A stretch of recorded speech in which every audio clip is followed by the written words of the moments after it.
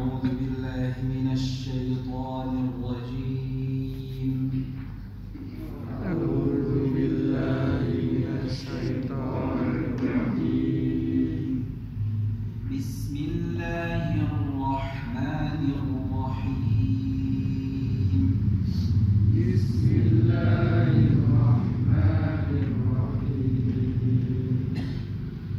سبح اسم ربك الأعلى سبح اسم ربك الأعلى الذي خلق فسوى الذي خلق فسوى والذي قدر فهدى والذي قدر فهدى والذي أخرج المرعى والذي قدر فهدى فجعله غثاء أحوى فجعله غثاء أحوى سنقرئك فلا تنسى سنقرئك فلا تنسى إلا ما شاء الله إلا ما شاء الله إنه يعلم الجهر وما يخفى إنه يعلم الجهر وما يخفى ونيسرك لليسرى ونيسرك لليسرى فذكر إن نفعت الذكرى فذكر إن نفعت الذكرى سيذكر من يخشى سيذكر من يخشى ويتجنبها الأشقى ويتجنبها الأشقى الذي يصلى النار الكبرى الذي يصلى النار الكبرى. Kata yasla, hati-hati membacanya shotnya dengan tebal ya, bukan yasla. Kalau yasla berubah maknanya. Alladhi ya, tebalkan shot. Baik. Alladhi yasla an-nar al-kubra. الذي يصلى النار الكبرى ثم لا يموت فيها ولا يحيا ثم لا يموت فيها ولا يحيا. Cukup sampai ayat 13 saja ya untuk bagian pertama dari surat Al-A'la. Alhamdulillah wassalatu wassalamu ala Rasulillah wa ala alihi wa sahbihi wa la haula wa la quwwata illa billah. Amma ba'du. Alhamdulillah di pertemuan sebelumnya kita telah membahas salah satu di antara nama Allah yang dengan surat ini dinamakan yaitu Al-A'la. Sabbih isma rabbikal a'la. Al-A'la min al-'ulu. Ya, kata Al-A'la diambil dari kata al-'ulu.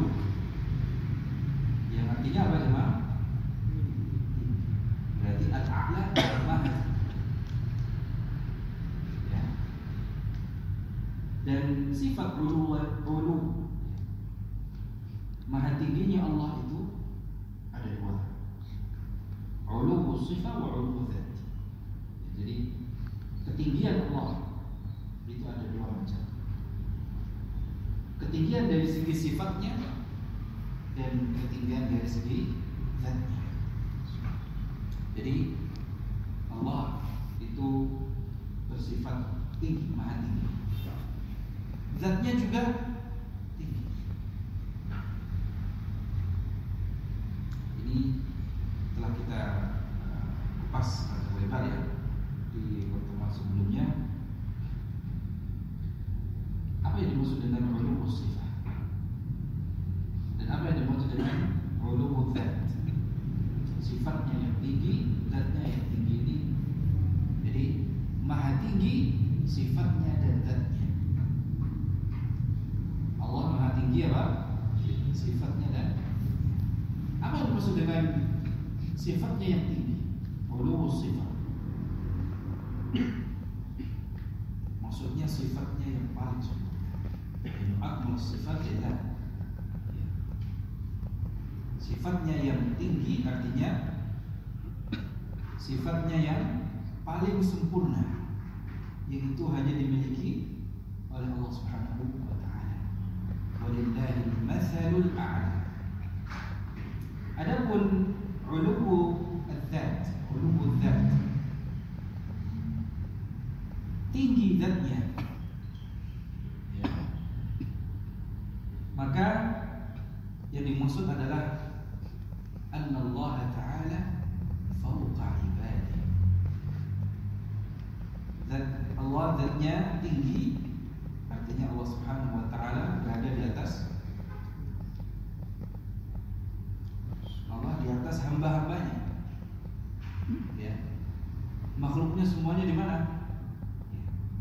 Yang di atas. Ini menunjukkan apa?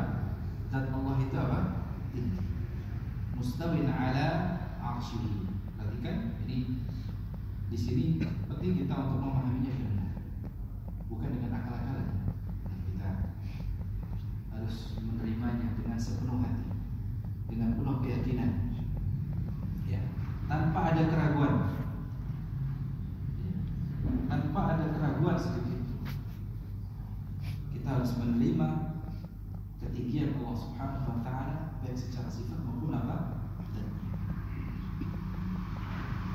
Jangan terpedaya dengan logika kita, karena secara spontanitas saja, artinya secara fitrah saja, secara fitrah yang masih lurus, fitrah kita kalau menyebut Allah apa? Jadi kita mengarahkan kata, bahkan orang yang mungkin tidak ngaji, duduk, yang mungkin kopinya kurang kental, duri kurang atur, apa kata mereka? Aku cari senang. Maksudnya siapa? Allah Subhanahu wa taala. Karena dengan fitrahnya Allah itu zatnya dari mustawil ala arsy.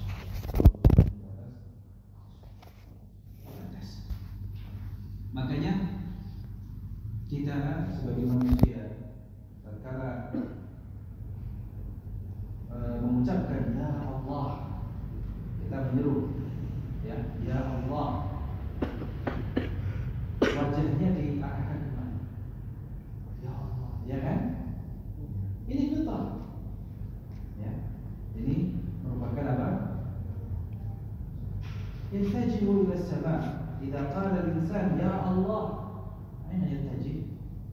يتجه إلى السماء، إلى فوق. إذا فالله جل وعلا فوق كل شيء مستوٍ على. Dan yang sering kita ucapkan, sebagaimana juga yang sering kita ucapkan,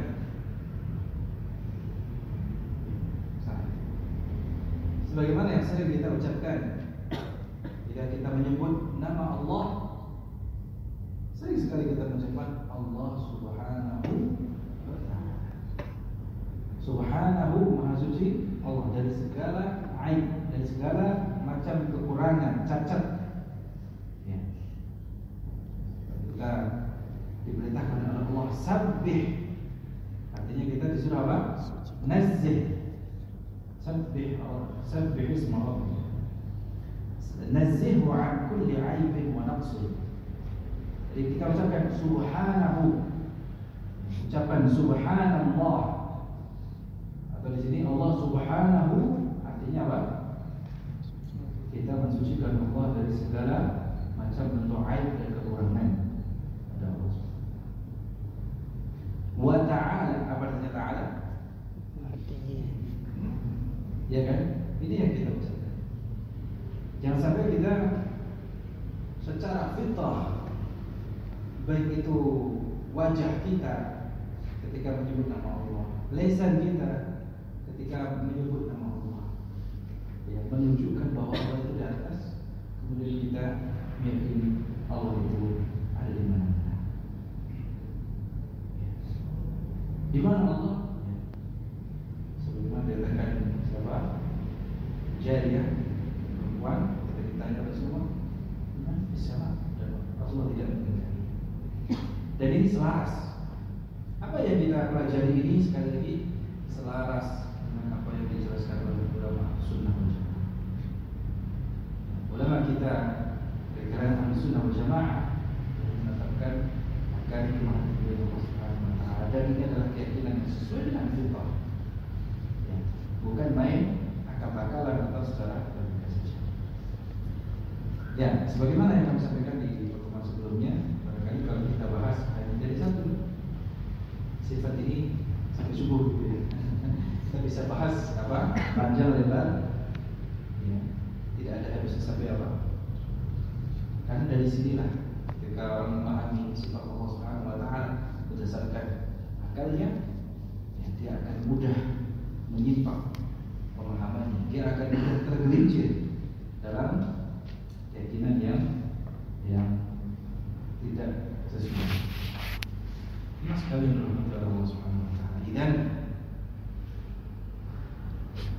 al-a'la, kalau kita menyebut Allah Subhanahu wa taala, mensucikan nama Allah, di sini yang diperintahkan apa? Isma Rabbik. Apakah yang disucikan namanya saja? Tidak. Musamman Rabbik, yaitu dengan menyebut nama Allah.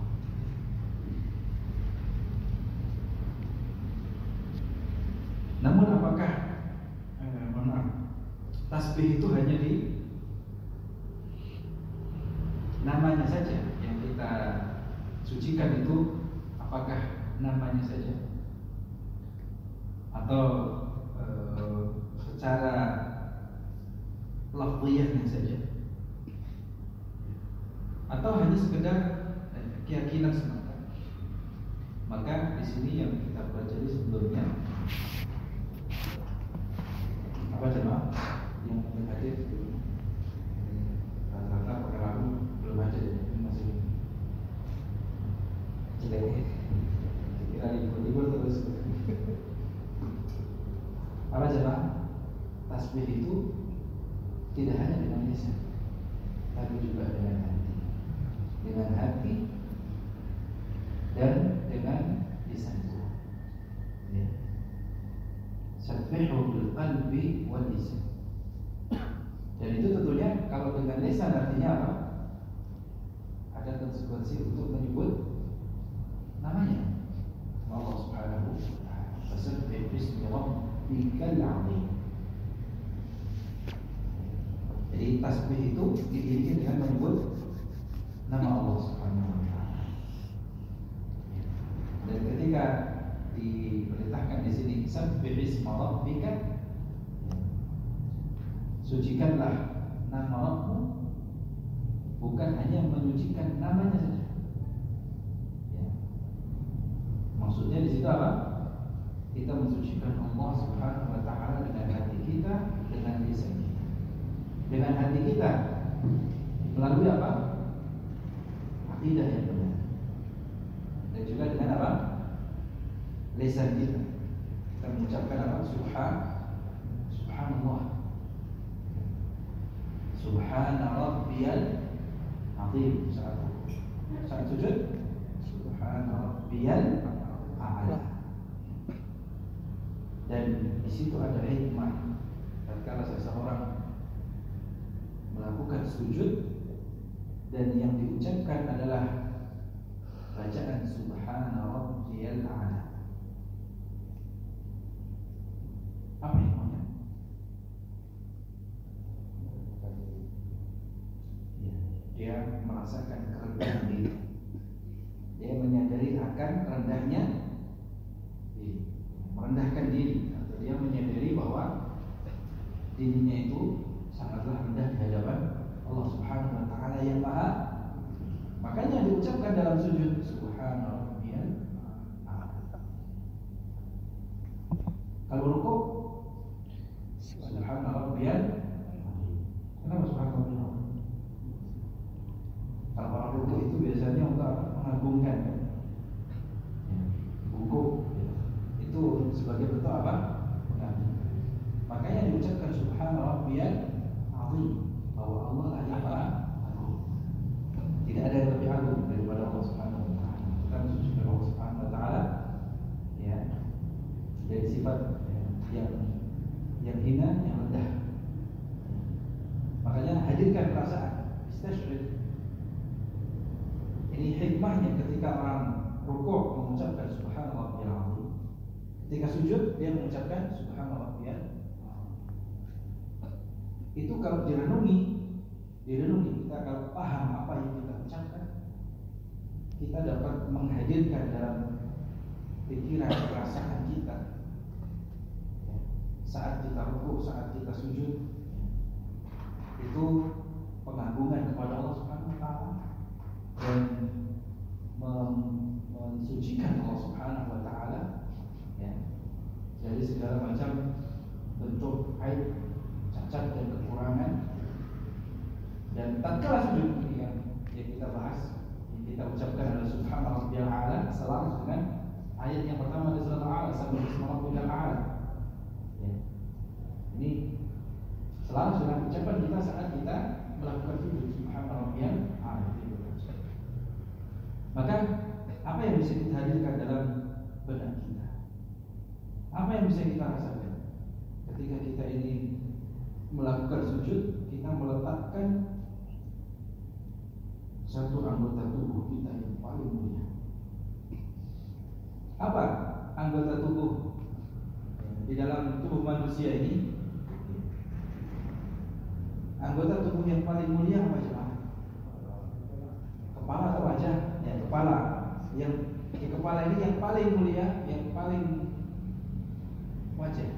Ya. Makanya orang tidak boleh memukul wajah. Apapun alasannya, olahraga, alasan memukul wajah, ini sesuatu yang paling mulia di antara anggota tubuh kita. Ya. Jadi kalau orang ditampar, bahkan dipukul gitu, artinya sudah apa? Ada unsur apa? Penghinaan. Karena dia menampar atau memukul sesuatu yang paling mulia di antara anggota tubuh kita. Jadi asrafu ma fil insan wa a'la wa wajhu. Anggota tubuh yang paling mulia, bahkan yang paling tinggi, itu apa? Bahkan seseorang mengenali orang lain dengan apa? Wajahnya. Kalau orang mau ta'aruf, yang dilihat apa dulu? Wajahnya. Jadi bentuk seseorang, ini namanya laki-laki ganteng atau perempuan apa? Cantik. Dilihat apa dulu? Wajahnya. Jadi kalau disebut rupawan, wajahnya bukan, wajahnya yang rupawan. Karena memang asyrafu ma fil insan wa a'la apa? Al-wajh. Wajah itu adalah sesuatu atau anggota tubuh yang paling mulia dan bersama dengan itu, ketika seseorang sujud, dia letakkan anggota tubuhnya yang paling mulia yaitu wajahnya di mana? Di tanah, di lantai yang kaki kita itu apa? Menginjak. Kita meletakkan sesuatu yang mulia di tempat yang kita pijak. Yang kaki kita apa? Pijak. Maka kalau orang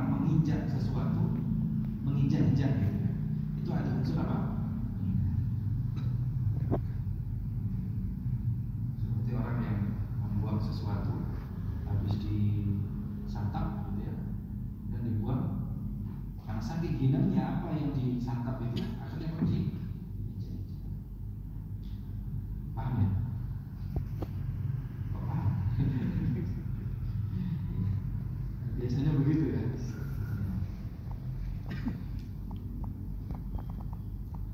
Tapi itu bukan makanan. Ya, disantap di situ bukan apa? Bukan makanan. Kalau makanan nggak mungkin dibuang terus diinjak-injak, kan nggak mungkin. Jadi kalau umpamanya itu bukan makanan, habis disantap sedap gitu ya. Ya, kemudian dibuang apa diinjak-injak. Berarti yang disantap itu apa? Khabith atau tayyib? Khabith. Makanya itu secara fitrah juga apa? Habis dibuang terus di. Nah, menginjak-injak sesuatu ini sebagai bentuk apa? Nah, lantai atau tanah yang kita pijak ini, yang tatkala kita sujud meletakkan apa? Wajah kita, anggota tubuh yang paling mulia di tanah, di lantai yang kaki kita menginjaknya. Ini mengandung apa? Hikmah. Apa hikmahnya? Dari apa yang kita lakukan saat sujud. Ya, selain ucapan tadi Subhanallah rabbiyal a'la. Dari ucapannya menunjukkan akan kerendahan diri kita. Dari apa yang kita lakukan saat sujud itu juga mengandung apa? Unsur menghinakan diri kita di hadapan Allah Subhanahu wa taala. Ya. Kalau kita rukuk itu kan kita merendahkan diri kita, mengagungkan Allah Subhanahu wa taala. Kalau saat sujud ini kita sedang menghinakan diri kita di hadapan Allah Subhanahu wa taala. Dan kita merasa bahwa kita adalah yang dalam posisi yang paling rendah di hadapan Allah Subhanahu wa taala. Di hadapan Allah Subhanahu wa taala kita ini sejatinya apa? Posisinya apa? Ya, rendah. Makanya menghinakan diri di hadapan Allah Subhanahu wa taala. Dan itu adalah posisi yang paling dicintai oleh Allah Subhanahu wa taala, dan posisi yang kita itu betul-betul merasakan kalau kita ini siapa? Hamba. Kalau kita sujud, namanya kalau kita sujud itu adalah posisi ideal, posisi sempurnanya kita sebagai seorang hamba. Maka kalau ingin merasakan bentuk penghambaan sesungguhnya pada saat kita sujud. Wa aqrabu ma yakunu al-'abdu rabbahu, gimana? Posisi yang seorang hamba itu paling dekat dengan Allah Subhanahu wa taala tatkala apa? Sujudnya. Makanya doa yang dipanjatkan saat sujud itu besar harapannya dikabulkan oleh Allah Subhanahu wa taala. Jadi insyaallah banyak sekali pelajaran dan hikmah ya dari apa yang kita ucapkan saat sujud kita. Ucapan kita, sikap sujud kita, ini banyak pelajaran yang bisa kita ambil untuk tidak hanya menambah ilmu kita saja. Seperti saya sampaikan, tidak hanya menambah ilmu kita saja, wawasan kita saja, tidak, tapi apa? Meningkatkan keimanan kita kepada Allah Subhanahu wa taala, dan dengannya kita mendekatkan diri kepada Allah Subhanahu wa taala. Baik, jemaah sekalian dirahmati Allah Subhanahu wa taala, ini sekilas tentang apa yang kita sampaikan di pertemuan sebelumnya. Mari kita lanjutkan ayat yang berikutnya. Alladzi khalaqa fasawwa. Khalaqa yani awjada. Lalu saya baca. Thumma qala Bismillahirrahmanirrahim. Qala al-mu'allif rahimahullah ta'ala, thumma qala alladzi khalaqa fasawwa. Khalaqa yani awjada min al-'adami. Kullu makhluqati awjadaha Allah azza wa jalla. Qala Allah tabaraka wa ta'ala, ya ayyuhan nasu duriba mathalun fastami'u lahu. Innal ladzina tad'una min dunillahi la yakhluqu dhubaban wa law ijtama'u lahu. Wa in yaslubhum dhubabu syai'an la yastanqidhuhu minhu. Wa huwa mathalun 'azim. Kullu ladzina tad'una min dunillahi la yakhluqu dhubaban wa law ijtama'u lahu. Law yajtami'u jami'u al-alihat آلهة التي تعبد من دون الله وجميع السلاطين وجميع الرؤوس وجميع المحدثين على أن يخلقوا ذبابا واحدا ما استطاعوا إلى ذلك سبيلا. ونحن في هذا العشر وقد تقدمت صناعة هذا تقدمت الصناعة لو اجتمعوا كل هؤلاء الخلق هذا التقدم الهائل. نعم لو اجتمع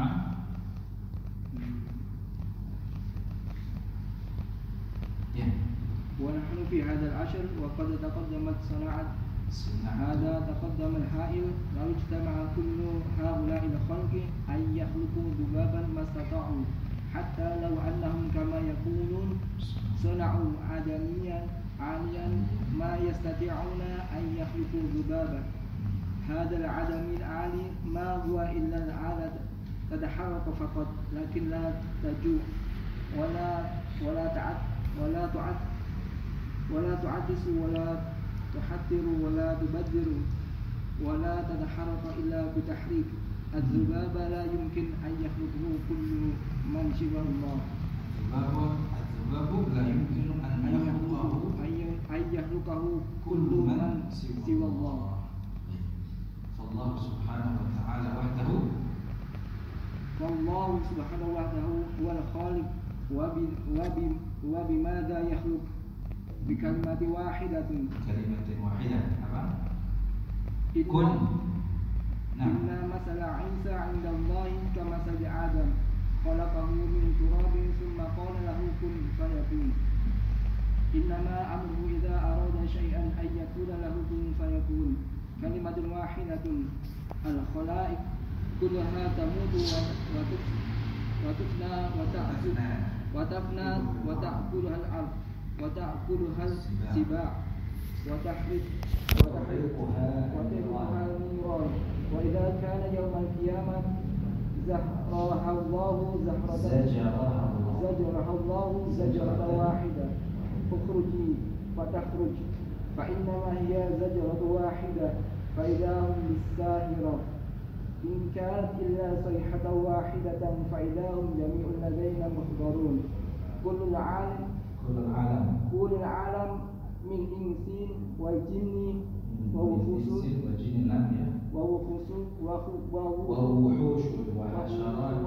وحشرات وغير كلها يوم القيامة تحشر بكلمة واحدة. تحشر بكلمة واحدة.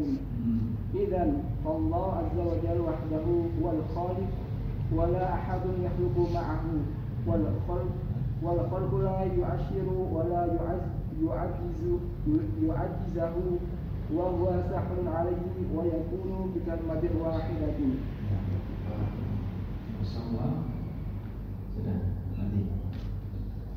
الذي خلق. Allah Subhanahu wa Ta'ala yang Maha Tinggi, yang kita diperintahkan untuk mensucikannya dengan menyebut namanya, ya, itu adalah yang menciptakan. Artinya yang mengadakan atau membuat sesuatu ada yang sebelumnya tidak ada. Jadi makna daripada khalaqa yang menciptakan artinya yang membuat ada dari yang sebelumnya tidak ada. Seluruh makhluk termasuk kita. Allah Subhanahu wa Ta'ala menciptakannya. Allah lah yang membuat seluruh makhluk ini ada. Dan Allah Subhanahu wa Ta'ala membuat permisalan yang mungkin itu bagi kita sesuatu yang remeh, tapi itu termasuk makhluk Allah yang Allah ciptakan, yang Allah adakan. Apa itu jemaah? Lalat. Ya. Lalat. Di dalam surat Al-Hajj ayat 73, ya ayuhan nas, ini yang diseru tidak hanya orang beriman, tapi apa? Seluruh manusia. wahai sekalian manusia. Jadi yang diajak bicara siapa? Ya. Tidak khusus bagi orang yang beriman, tapi apa? Seruannya bersifat yang diseru seluruh umat manusia, mukminnya kafir.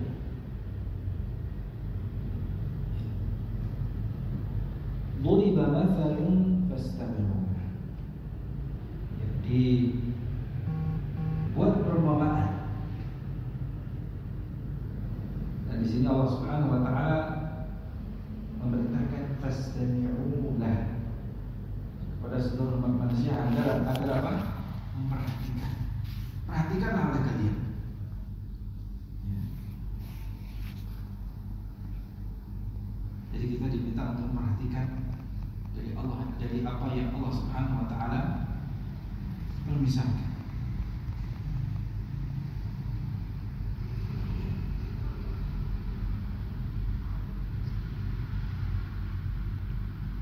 Permisalan apa?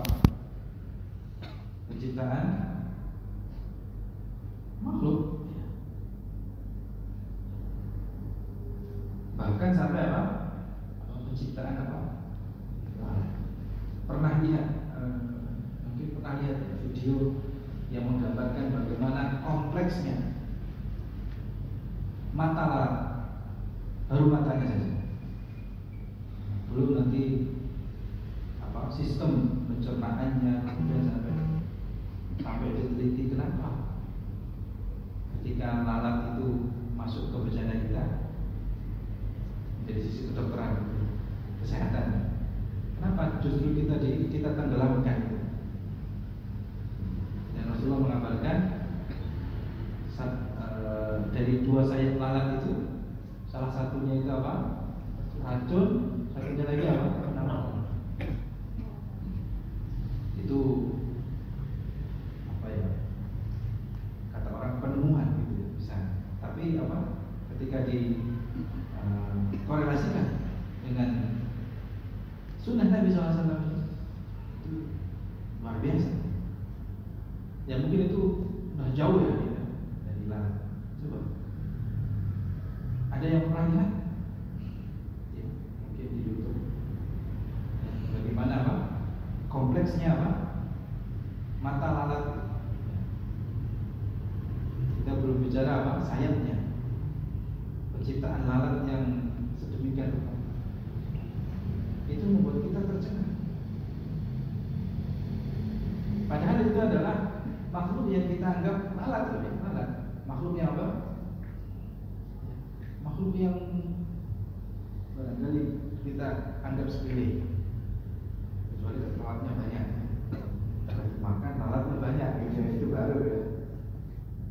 Satu lalat, dua kan.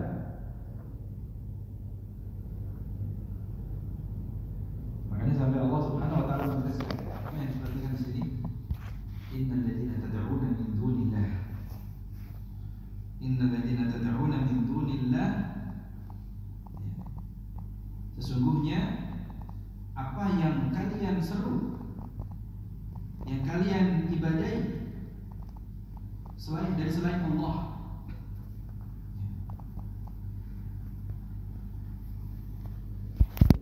dan mereka sama sekali tidak akan mampu untuk menciptakan walau seekor lalat. Seekor lalat sekalipun ya, yang itu makhluk yang kecil ya, dan makhluk yang lemah ya kan, kalau di teplak gitu kan, kayak enggak ada apa-apanya gitu kan, itu makhluknya. Jadi sebenarnya Allah Subhanahu wa taala menegaskan Tuhan-Tuhan yang kalian seru, yang kalian sembah itu sama sekali tidak dapat menciptakan lalat sekecil itu. Saking apa? Tidak mampunya, saking lemahnya Tuhan-Tuhan yang kalian sembah. Bahkan walau ijtama'u lah, kalaupun sekiranya dikumpulkan atau semuanya berkumpul seluruhnya bersatu padu untuk menciptakan apa? Seekor lalat. Misalnya mereka tidak akan mampu menciptakan.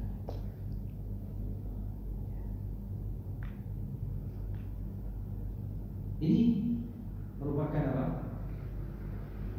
Ya, ibrah. Makanya kata-kata fastami'u lah. Hendaknya kalian memperhatikan supaya apa? Kita dapat mengambil ibrah. Fastami'u lahu wa'tabiru bihi. Ini kalau kita ambil ibrah dari penciptaan lalat saja, wa yaslubu adh-dhubabu wa yaslubuhum adh-dhubabu syai'an la yastanqidhuhu min. Kalau kita ambil sedikit saja, umpamanya tadi matanya saja, kita coba menciptakan matanya saja. Ini satu komponen dari apa? Satu makhluk yang namanya apa tadi? Mata.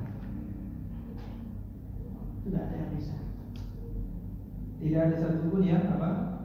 Walaupun harus mengerahkan semua potensi teknologi, ya, ilmu pengetahuan, tidak ada yang mampu menciptakan walaupun hanya sekedar apa? Seekor lalat, bahkan apa? Jadi yang anggota ya, tubuh lalat yang paling yang jisman khalqi bulan.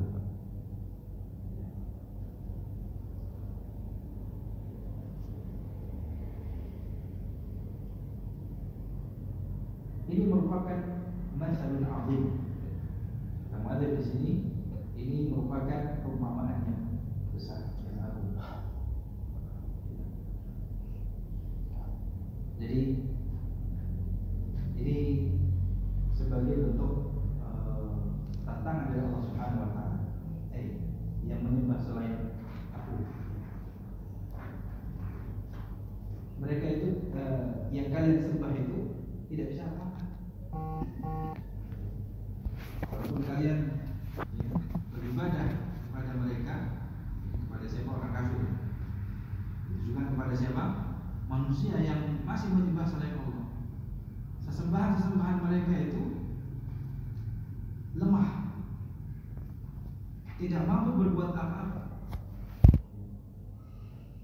Bahkan dalam menciptakan sesuatu yang paling kecil, makhluk kecil ya, seperti lalat, mereka tidak akan mampu, saking lemahnya.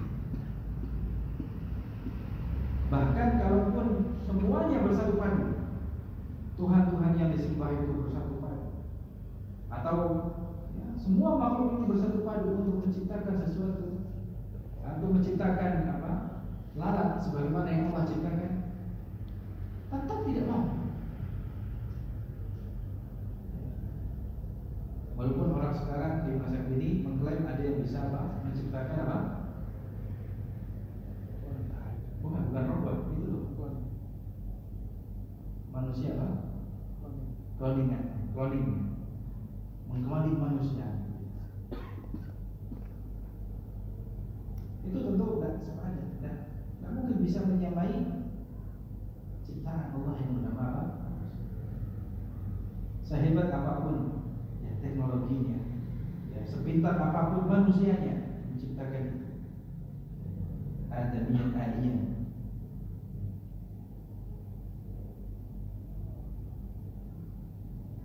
Tetap tidak ada yang bisa menyamai ciptaan Allah Subhanahu. Tidak ada mungkin bisa. Ya, la yumkin an yakhluqahu. La yumkin an yakhluqahu kullu man siwallah.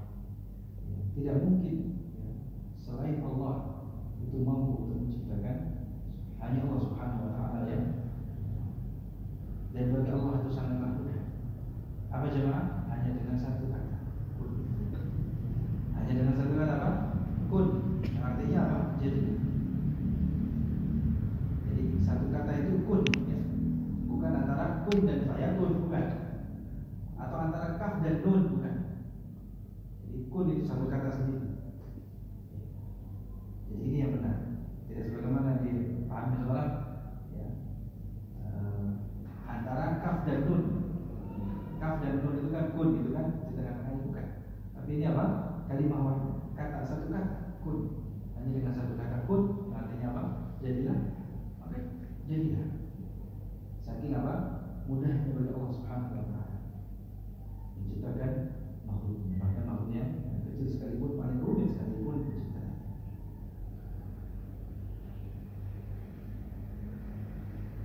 Kullul alam min insin wa jin. Alam semesta ini yang termasuk di dalamnya manusia dan jin, hewan-hewan buas, ya, serangga, semuanya nanti pada hari kiamat pun akan dibangkitkan oleh Allah Subhanahu wa taala dengan apa? Satu kata. Bangkit. Makanya ayat ini menegaskan bahwa inna Allah azza wa jalla wahdahu wa la. Hanya Allah lah semata yang menciptakan. Alladzi khalaqa. Tidak ada seseorang pun yang mampu menciptakan, mengadakan sesuatu yang sebelumnya tidak ada selain Allah Subhanahu wa taala. Dan bagi Allah Subhanahu wa taala penciptaan itu tidaklah sulit, tidaklah menyusahkan.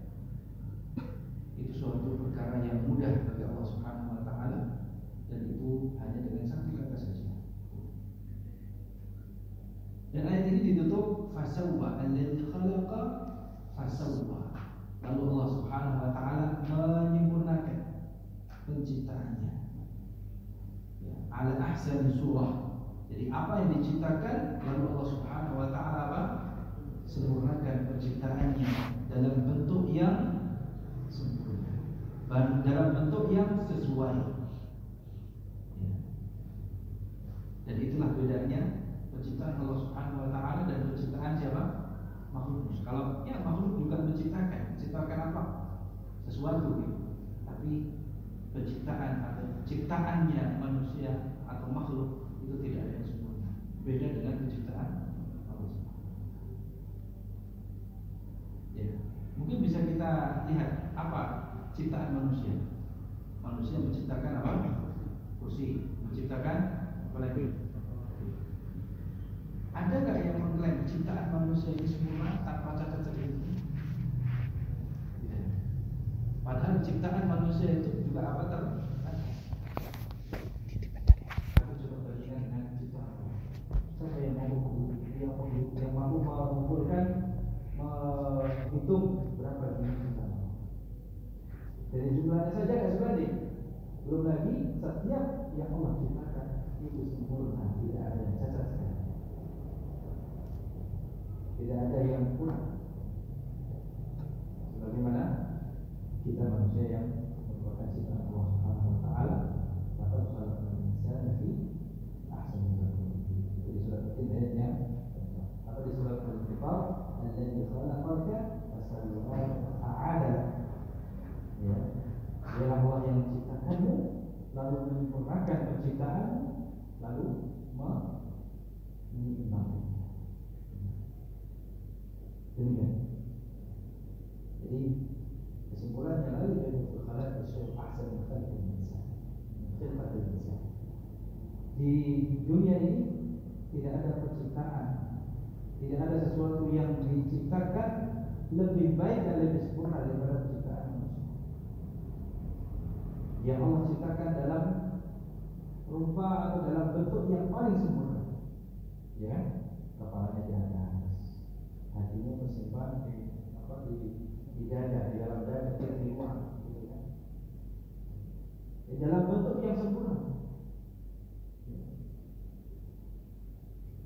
Maka apa yang Allah ciptakan lalu Dia sempurnakan itu di sini yang paling pertama masuk dalam kata-kata fasawwa ini adalah apa? Sawwal insan, taswiyatul insan. Yang menciptakan lalu menyempurnakannya, dan makhluk yang paling sempurna di antara makhluk Allah Subhanahu wa taala itu siapa? Tadi kita sebagai manusia ada. Ya. Kalau kita lihat ciptaan Allah yang lainnya saja luar biasa. Allah Subhanahu wa taala ada diri kalian. Kalau kita lihat diri kita sebagai manusia saja masih anfusikum afala tubsirun. Kalian tidak perhatikan, tidak melihat, ya. Sebelum kita melihat ciptaan Allah Subhanahu wa taala yang lain yang begitu sempurna, Allah menciptakan diri kita manusia itu juga dalam apa? Penciptaan yang demikian. Semuanya sesuai. Allah ciptakan sesuai dengan kebutuhan kita. Bahkan dalam apa yang dulu sering kita pelajari dalam usaha taksi itu apa? Susunan apa? Gigi. Itu ada dokter ahli ya, dokter gigi itu. Hanya beliau yang bisa menyebutkan jumlah gigi orang dewasa. Masih ingat ya? Kemudian apa? Dan itu disusun sesuai dengan kebutuhan. Ya. Tidak taring semua, tidak seri semua, tidak gerak semua, gitu kan? Sesuai dengan apa yang kebutuhan. Makanya kita makan yang tidak semuanya apa? Daging. Taring semua berarti makannya apa? Daging ya. Tidak ada daging. Ada ini sempurna gitu. Sampai seperti maka di sini ini betul kita harus banyak bersyukur kepada Allah.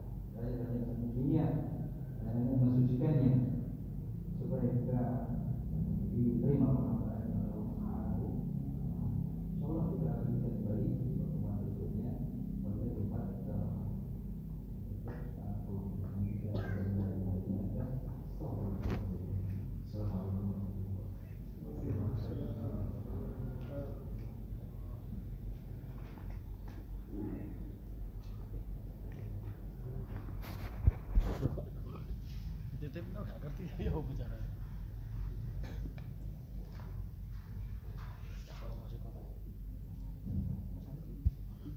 Allahu Akbar,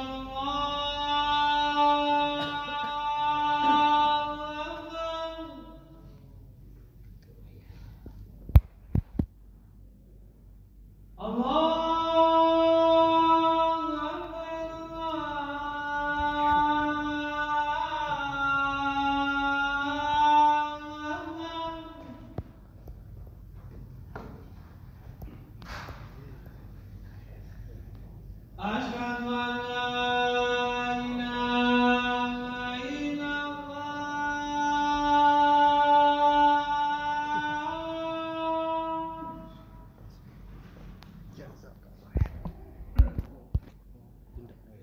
Asyhadu